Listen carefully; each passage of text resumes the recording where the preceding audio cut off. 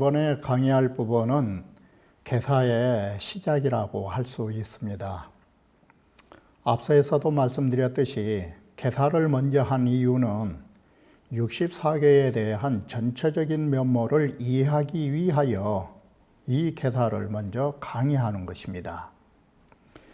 계사라 하는 것은 어느 한 부분을 말하는 것이 아니라 주역 전체에 대한 이해를 돕고자 계사를 우리가 먼저 보는 것입니다.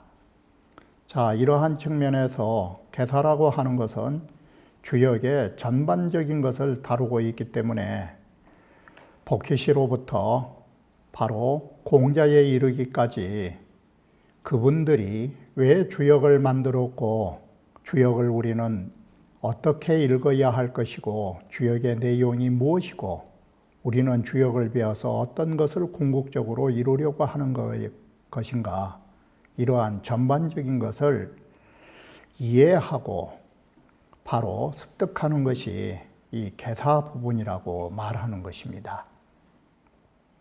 그러면 이 원문을 보면서 계사를 들어가고자 하는 것입니다. 이 계사라고 하는 것은 주자 본의에 의하면 계사는이라고 해서 계사라는 두 글자는 어떻게 해서 여기에 계사라고 쓰여 있냐면 여기에 보셔야 할 것은 본래는 문왕과 주공이 지으신 그 글을 말한 것이라고 합니다.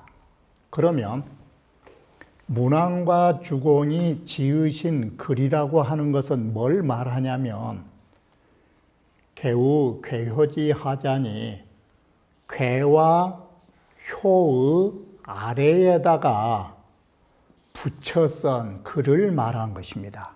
이래서 자, 이 괴에 쓴 것을 우리가 괴사라고 할 때에는 뭔 말이 되냐면 괴에다가 괴효지하에다가 소개지사 괴에다가 붙여 쓴 글이라고 하는 것이 되는 것입니다. 바로 이것은 문왕이 쓰신 것을 괴사라 하는 것이고 효의 아래에다가 붙여 쓴 것은 누가 썼냐면 주공이 쓰신 것입니다. 그래서 정확하게 말하면 이 괴산이 또는 이 효산이 이 말 자체가 괴에 붙여 쓴 글, 효에 붙여 쓴 글이라는 뜻이 되는 것입니다. 이러한 것을 줄여서 소개지사라는 네 글자를 세 글자를 빼니까 괴사, 효사라고 말한 것입니다. 이렇게 해서 원래 계사라는 두 글자는 사용된 것입니다. 그래서 이것은 즉금 경문이요라고 해서 곧 오늘날 경문이라고 하는 말 속에가 64개와 384효의 괴사와 효사를 말한다라고 하는 것입니다. 그런데 본래는 이런 것인데 차편은 그런 것입니다. 그런데 여기에 우리가 보고 있는 이 계사편은 이 말이 되는 것입니다. 여기는 내 공자 소술 계사지전야라라고 해서 여기에 눈여겨보셔야 할 게 뭐냐면 그것은 곧 공자께서 전술하신 계사의 전에 해당된 것입니다. 정확하게 말하면 계사라고 하면 어디를 지칭하느냐? 이 계사라고 하면 괴사와 효사만을 지칭한 것입니다. 그러면 지금 우리가 보는 계사는 뭐냐? 전이라고 하는 것입니다. 이건 계사 전이 되기 때문에 우리는 계사를 계사 상전, 하전으로 구분하는 것입니다. 계사의 부분이 많았기 때문에 이걸 상하로 나눈 것이고 사실은 전에 해당되는 것입니다. 이와 같이 자, 그러면 이 글은 뭔 말이 되느냐? 아시는 바와 같이 성인의 글은 견이라 하고 현전, 현인이 쓰는 것은 전이라 하는 것인데 경문에 대한 주석서란 뜻이 되는 것입니다. 이와 같이 계사라는 두 글자는 공자께서 이 경문에 대한 전에 해당된다라고 하는 것입니다. 이게. 그런데 이렇게 해서 계사는 정확하게 말하면 계사 전인데 그 내용은 뭐가 들어있느냐? 이기. 바로 그것 때문에 이기. 그 기자하고 써이자가 이처럼 이기로 나오면 그것 때문에라고 합니다. 그것은 바로 계사 전, 지금 공자가 써진 이 전은 그것은 어떤 내용이냐면 통론 일경지 대체 법리일세. 일경이라고 하는 것은 바로 주역이라는 책을 말하는 것입니다. 주역이라는 책의 대체와 대체적인 전체 규모와 주역에서 사용하는 법례를 통론이라고 말한 것입니다. 통론이라는 것은 뭔 뜻이냐? 여기서 눈여겨보셔야 할 것이 통론이라고 두 글자를 쓰면 반대로 쓰면 뭐가 되느냐? 이건 변론이 되는 것입니다. 그러면 문왕과 주공이 붙여놓은 글은 통론인가 변론인가? 이것은 괴에 대한 개별적인 논의자 효에 대한 개별적인 글이 되는 것입니다. 그런데 지금 이 글은 전체적인 걸 말하고 있다. 64개라든지 384요의 전체적인 논의다라고 해서 통자를 쓴 것입니다. 그렇기 때문에 어떻게 되느냐? 어느 특정적인 경의 한 부분에다가 붙일 수가 없는 것입니다.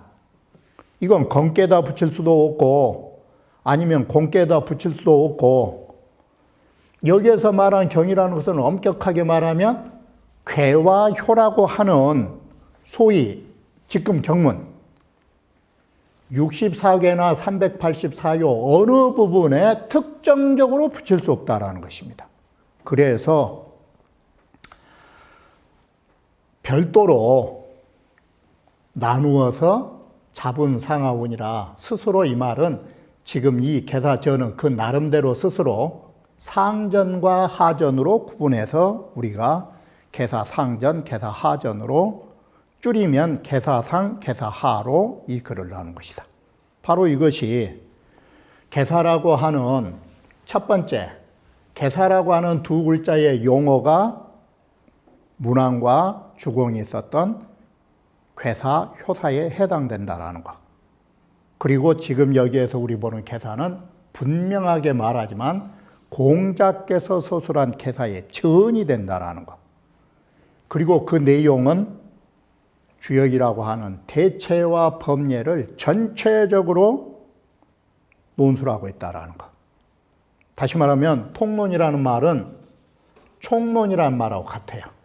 총체로 논술한 거예요.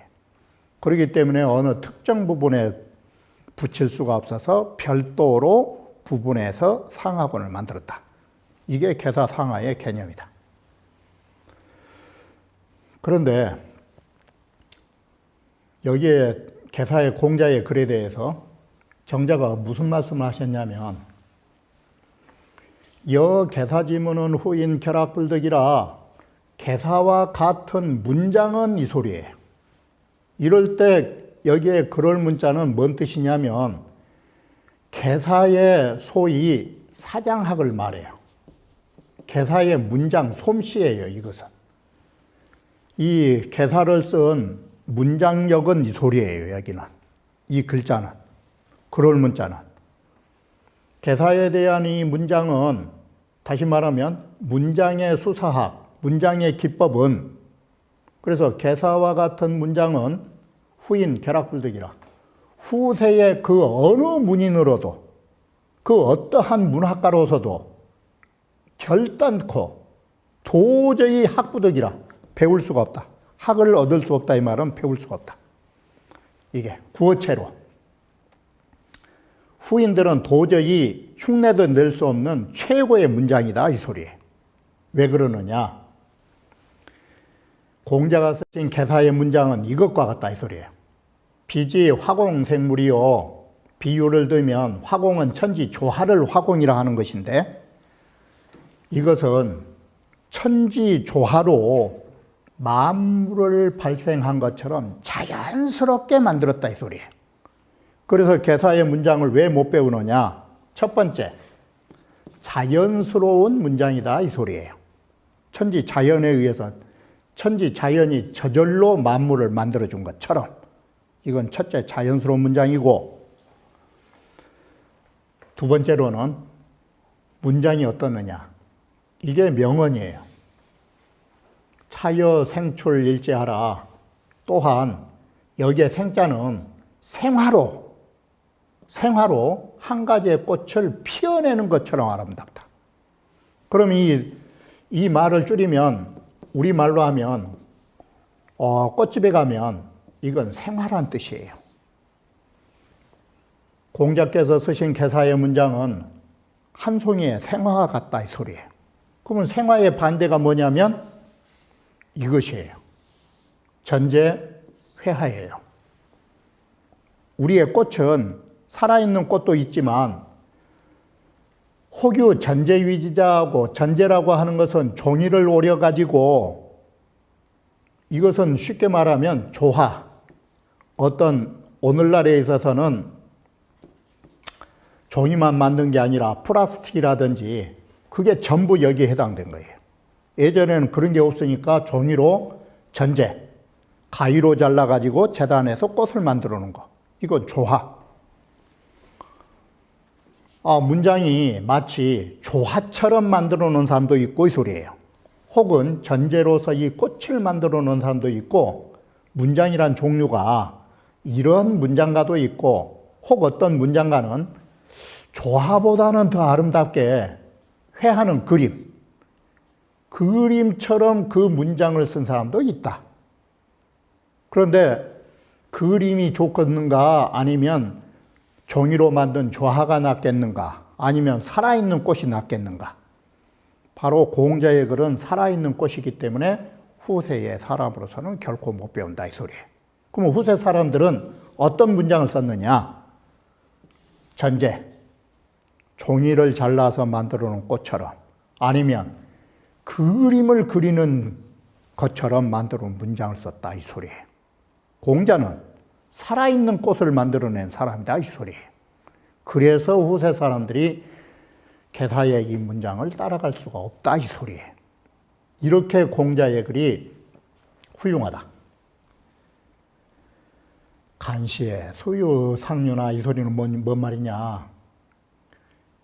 이걸 볼 때의 이 말은 생화를 볼 적이나 조화를 볼 적이나 그림으로 그린 꽃을 볼 적이나 얼핏 보면 비록 서로 유사한 것 같이 조화도 아름답고 꽃으로 그려놓은 그림도 아름다운 것 같이 보이지만, 그러나 연이나 종, 불약, 화공, 소생, 자유, 일반생이라. 그러나 결국 끝까지 화공이라고 천지 조화로 만들어서 절로 자연스럽게 하나의 생기가 있는, 생화는 뭐가 가장 훌륭한 것이냐? 이 살아있는 꽃은 생기예요, 생기. 이러한 꽃만 갖지 못하다. 이게 공자가 쓰신 개사 문장의 훌륭한 점이다. 이것이. 이렇게 해서 정이천 선생께서 공자께서 쓰신 문장이 얼마나 훌륭한 것인가를 말한 것이에요. 이 말을 바꿔 말하면 소위 철학을 내용으로 쓴 글들은 난해하고 도저히 쉽게 이해할 수 없고 또 너무 철학적인 용어가 들어가니까 난삽한데, 공자께서는 이러한 심오한 철학을 아주 생기 있게 꼽혀진 하나의 개사의 문학 성과를 높이 평가하고 있다 이 소리예요. 그럼 이 개사라고 하는 것은 심오한 철학에다가 뭘 더해졌느냐? 가장 아름다운 문해, 이 문학 예술이 더해졌다라고 생각한 거예요. 바로 이렇게 해서 철학과 문학이 결부되어진 최고 문해 작품이다 이렇게 평가한 거예요. 자, 주자는 어떤 글을 쓰셨느냐? 물론 숙동 64개면 64개에 대한 이해를 숙독 익히 읽어서 아시면 즉 각득 개사지요 기의정밀하니 공자께서 쓰신 이 개사의 문장이 그 정말 정밀하다라는 것을 느낄 수 있다. 그러니까 이 말은 뭔 말이냐면 여러분들이 지금 개사를 보실 적에는 정밀하다라는 것을 느낄 수가 없는 것이에요. 왜냐하면 64개를 아직 제대로 읽지 않았기 때문에 개사가 얼마나 훌륭한 줄을 알 수 없다 이 소리예요. 64개를 읽고 나면 개사가 정밀하다라는 것은 왜 느껴지느냐? 뭐가 정밀하냐? 시, 역지, 관련이라. 이것은 주역의 관계를 가지고 있는 것이기 때문에 여러분이 다 보고 나면 아, 역시나 공자께서 이 관계를 정말 정밀하게 썼구나라는 것을 느낀다 이 소리예요. 자, 여기에서 주자께서는 소위 개사라고 하는 거 관례다 이 소리를 앞에서는 통론이다 이렇게 쓴 것이에요. 주자가 또 뭔 말씀을 하셨냐면 자, 그러면 우리가 개사를 보면 공자에 쓰신 개사의 내용을 보면 이렇게 쓰여 있다. 혹은 조하이금역하고 어떤 부분은 조하를 언급하면서 주역에 미치고 있고 이 말은 뭔 말이냐면 소위 자연적인 우주 섭리를 말하면서 주역과 연관지어 말하게 되었고 이건 경서인데 일종의 자연과 책을 동시에 연결졌다. 여기에 눈여겨봐야 할 부분이. 그런데 반대로 혹언역 2급 조하니 어떤 부분은 주역이라고 하는 책을 말하면서 자연스러운 천지 조화의 섭리를 언급하고 있다. 바로 그러면 이건 뭔 말이냐? 불출 차려라. 이 이치에서 벗어나지 않는다. 이 말은 천지 조화가 주역이고 주역은 천지 조화이다 이 소리예요. 그러므로 이 말은 뭔 말이 되냐면 조화를 언급해서 주역을 언급했다 소리는 천역, 하늘의 진리를 주역으로 언급한 거예요. 그리고 주역을 언급해서 조화를 언급했다 이 말은 하나의 경전에 담겨진 진리가 하늘의 진리와 하나임을 말한 것이에요. 이렇게 보면 다른 것이 아니라 주역이라고 하는 책은 곧 자연적인 섭리와 주역의 책의 내용이 둘이 아니다라는 것이에요. 이렇게 해서 개사는 시작하고 있는 것입니다. 그러면 개사는 개사상전에는 12장이 있고 개사하전 역시도 12장으로 구성되어 있는 것입니다. 그러면 이 부분에서는 뭘 말하려고 하는가 하면 개사상전 12장의 개요가 무엇인가를 보면 개사가 어떤 내용으로 쓰여 있는가를 알 수 있다라는 것입니다. 개사 제1장은 천지 조화의 실체를 가지고 바로 주역이라고 하는 책을 만들게 되는 그 이치를 밝혀주고 있다 이 소리예요. 이 말을 바꾸면 주역에 쓰인 이치는 곧 천지 조화의 실상이다 이 소리가 되는 것이에요. 천지의 조화의 실상으로서 이 경전, 주역을 만들게 된 이치를 밝히고 있다.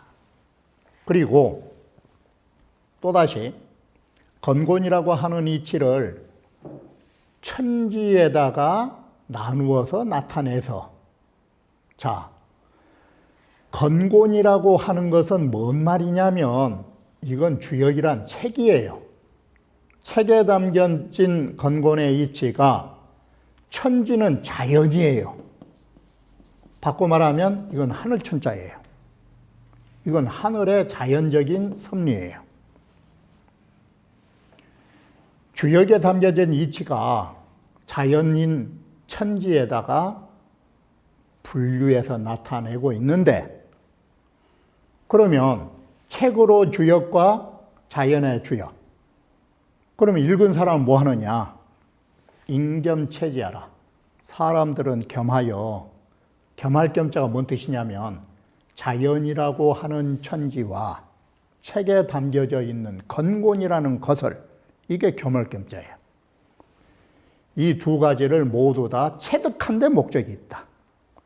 바로 우리는 주역책은 주역책을 통해서 천지의 섭리를 터득한 데 목적을 두고 우리는 글을 읽는다. 이게 개사의 총체예요. 이 뜻이.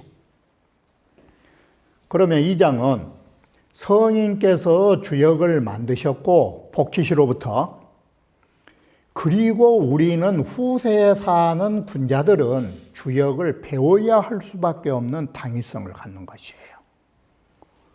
3장에는 그러면 주역은 뭐냐? 괴라고 하는 것과 효라고 하는 통례를 해석해서 바로 주역을 책을 만들어 놓고 나니까 주역에는 괴사와 효사가 있고 그거의 전체적인 통례가 이것이다를 말해준다, 이것이에요. 그러면 3장은 소위 이 책에 대한 구성을 말해주는 것이에요. 바로 이렇게 괴사와 같은 이 책 속에는 뭐가 있느냐? 4장에 가면 역도지대, 주역의 도가 그 위대한데 성인이 다음과 같이 사용하고 있더라. 여기에서 눈여겨보셔야 할 것은 성인이 책을 만드시고 또다시 성인은 주역을 통해서 이렇게 사용한다, 이 소리예요. 그럼 이 글을 합하면 뭔 글이 되느냐? 주역이란 성인이 만드시고 성인이 공부하신 책이다, 이 소리가 되는 것이에요. 그러면 성인의 공부는 어디까지냐? 바로 이것이다. 국리진성지명이다. 주역을 통해서 진리를 궁구하고 주역을 통해서 성품을 다하는 행동을 실천하고 그렇게 해서 천명에 이르는 것이 바로 이 주역이다. 이것이 성인 공부다. 성인 공부는 다른 데 있지 않다. 바로 주역을 통해서 이 세 가지를 통해서 주역을 만드신 것을 우리는 후세 성인은 또 응용한다. 5장은 이 5장 2장은 도지 채용이, 그러면 결국은 도의 채용은, 도의 본체와 작용은, 주역은 결국은 음양에서 벗어나지 않는다. 음양이 모든 조화를 유행하는 것이고 또 음양의 기소위 연자는, 음양의 그 원리 개념은 소이연, 그렇게 되는 원리는 뭐냐? 즉 미상의어 음양녀라. 일찍이 음양을 의지하지 않는 독자적인 자리에 있다. 이게 태극이다. 자, 이렇게 보면 주역이라는 것은 도를 싣고 있는 경전이라고 우리는 본다. 제6장은 자장은 논 건곤지 광대하야, 이 장에서는 건곤은 음양의 대표성을 갖게 되고 음양의 대표성은 천지로 나가는 것이에요. 결국 천지의 광대함을 논해가지고, 천지의 광대함은 공덕이나 작용이나 보면 광대하기 짝이 없지만 결국 광대한 것을 집약하면 뭔 글자냐? 이간 두 글자다. 이게 천지의 논은 광대하지만 쉽고 간단하다. 이런 걸로 끝을 맺어가지고 바로 건곤의 지극한 덕이 무엇인가를 짝하고 있다라고 하는 것입니다.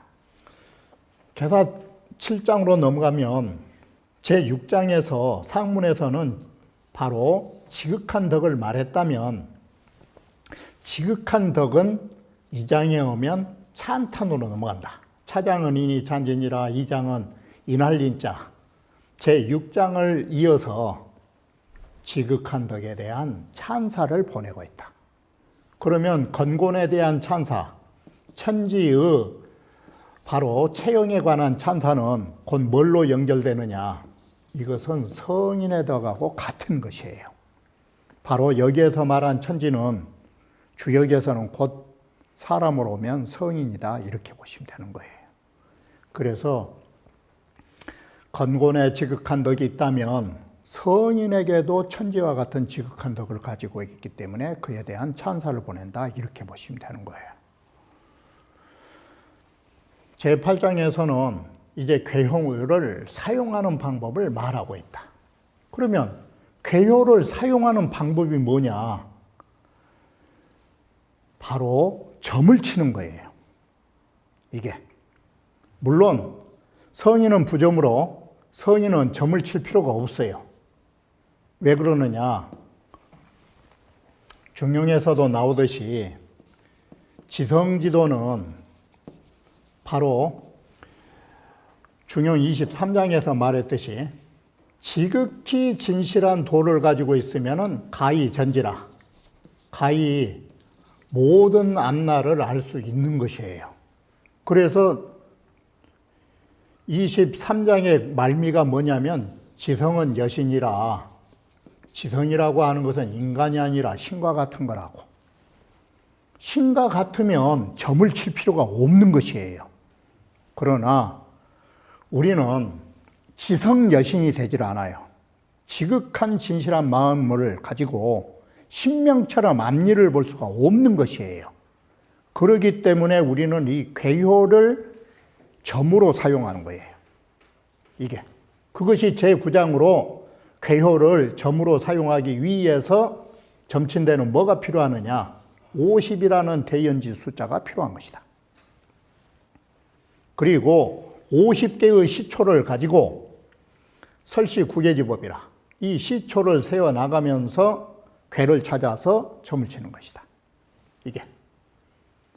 이와 같이 점을 치는 이 시초법은, 주역의 시초법은 하도의 숫자에서 나온 것으로 50수를 가지고 쓰고 50수는 바로 천지에 근본을 두고 있다. 이 말은 하늘의 숫자 3하고 땅의 숫자 2하고 이게 천지의 숫자인데 두 개를 합해 놓으면 5가 나오는데 5를 대연이라는 거 뭐냐? 5를 다시 10번을 곱하면 50이 나와서 천지의 수 10곱절이 50이 나오고 이것을 대연지수라고 말하는 것이에요. 바로 주역점은 이처럼 시초 50개를 가지고 점을 치는 거예요. 시초 50개를 설정한 이유는 천지에 있어요. 하늘 숫자 3개, 땅의 숫자 2개를 합해서 5로 잡은 거예요. 그것을 다시 10번 곱한 것이 대연지수라고 하는 거예요.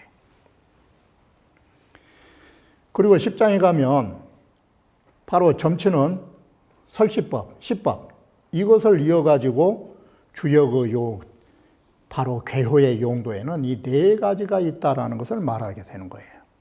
그리고 11장에 가면 바로 복서, 방금 말한 9장 10장에서 말하는 이것을 말하게 돼서 지극히 이런 시서의 그 기능을 말해주고 있다. 12장 마지막 가면 위의 문장 11장의 전체적인 것을 총결하여 이 상계 변통으로 바로 상과 괴의 변통으로서 복서의 전말을 말하고 있다라고 말한 것입니다. 이처럼 보면 개사 상전에서 말하고 있는 것은 뭐냐? 주역이라고 하는 것이 만들어지게 된 원리, 주역이라고 하는 책은 어떻게 해서 쓰였는가?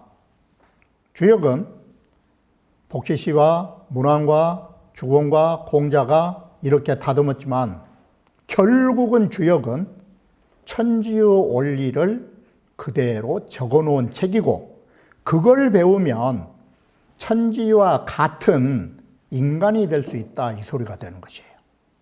이렇게 보면 주역이라는 것도 결국은 뭐냐면 작은 자아를 버리고 우주의 대우주와 하나가 되는, 대우주 진리와 하나가 되는 인간을 표방하기 위한 책이라는 것을 말해주는 것이에요.